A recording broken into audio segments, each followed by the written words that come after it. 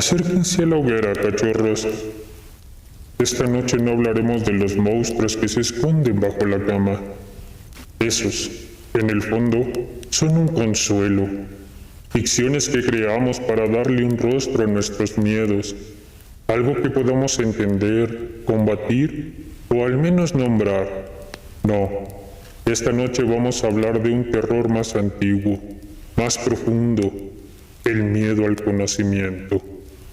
El pavor que se siente no al mirar hacia la oscuridad de un armario, sino al contemplar la inmensidad aplastante de un cielo estrellado y comprender, con una certeza que te hiela los huesos, que no eres ni siquiera un gramo de arena, que eres mucho, mucho, mucho menos.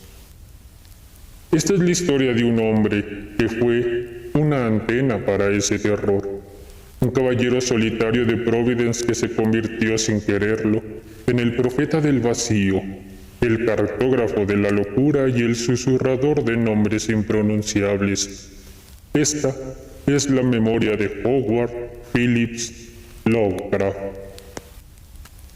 Para entender el alma de Howard, tienes que caminar conmigo por las calles que él caminó. Cierren los ojos. Sientan el aire de Providence de finales del siglo XIX. El olor a ladrillo húmedo, a carbón y a mar salado. Una ciudad de sombras largas donde el peso de la historia colonial se aferraba a cada edificio como una hiedra.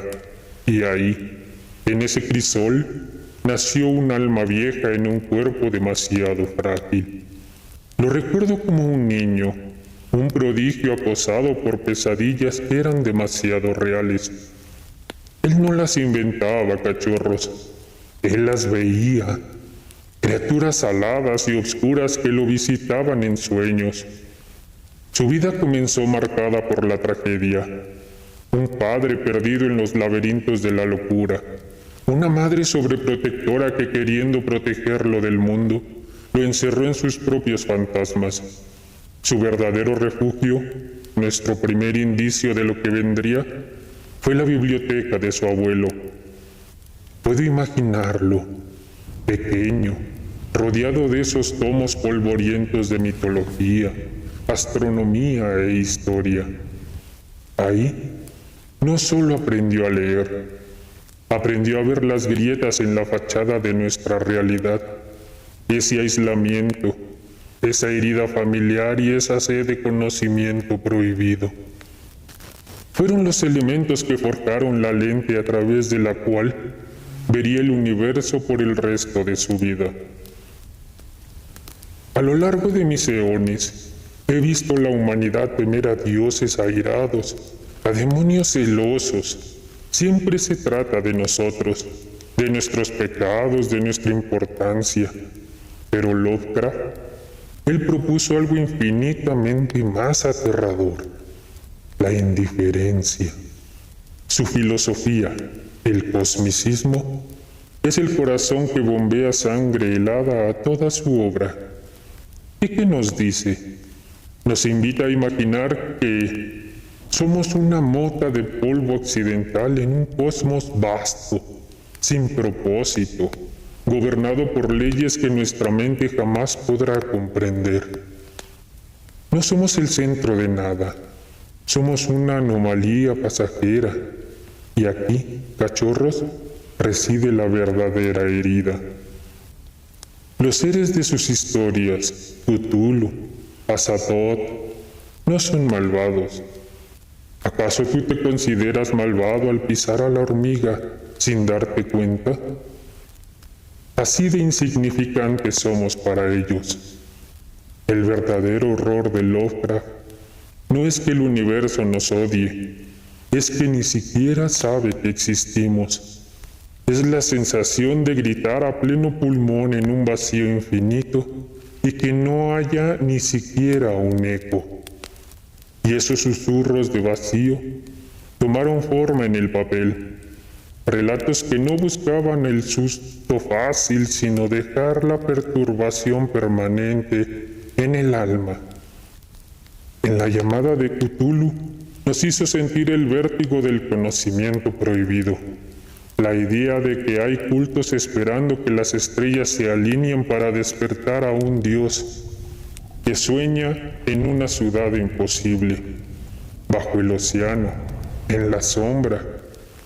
Sobre Simón nos obligó a mirar hacia adentro, a sentir el miedo a nuestra propia sangre, a lo que heredamos, a la degeneración. Una historia que, con el tiempo, vemos que también era un espejo de sus propias ansiedades y prejuicios sobre aquellos que consideraba otros. Y en el frío imposible, en las montañas de la locura, nos llevó a la Antártida para mostrarnos que la ciencia, en su búsqueda de la verdad, puede desenterrar horrores que reescriben nuestra historia y nos convierten en una simple anécdota en la biografía de nuestro propio planeta. Él no escribía cuentos de monstruos, escribía informes de descubrimientos que fracturaban la cordura. Murió pensando que era un fracaso, pobre y desconocido, pero su legado es una de esas entidades de las que él escribía, algo que ha crecido en las sombras hasta volverse colosal. En el cine, sentí el mismo escalofrío de indiferencia cósmica, viendo a John Carpenter dirigir La Cosa, o a Ridley Scott desatar a su Alien. Ellos entendieron la lección. El verdadero horror es aquello que no podemos comprender. Y el gran Guillermo del Toro, él sabe que hay ciertas montañas que aún esperan ser filmadas. En la música, aquí el susurro se hizo un grito. Lo sentí en los años 80, cuando 4 jóvenes de Metallica canalizaron una invocación de 9 minutos llamada The Call of Cthulhu. Y a partir de ahí, géneros enteros encontraron en su panteón el lenguaje perfecto para la disonancia y la majestuosidad de un universo aterrador. Y en las artes, ¿cómo no pensar en H.R. Giger? Era como si ambos hubieran visto los mismos lugares en sueños. Giger pintó lo que Lovecraft no se atrevía a describir. Y así fue como sus universos nos atrapó a todos, a través de juegos y libros que han mantenido viva la llama de Cthulhu, para que nuevas generaciones sientan ese delicioso pavor. Pero un guardián de historias debe ser honesto, y aquí, junto al calor del fuego, debemos reconocer la sombra. Howard fue un hombre consumido por sus miedos, y no solo los cósmicos. Su racismo y su xenofobia son una mancha, una herida en su biografía. El miedo a lo desconocido que tan brillantemente plasmó en las estrellas, también lo proyectó, de forma mucho menos brillante, en las personas que él consideraba diferentes.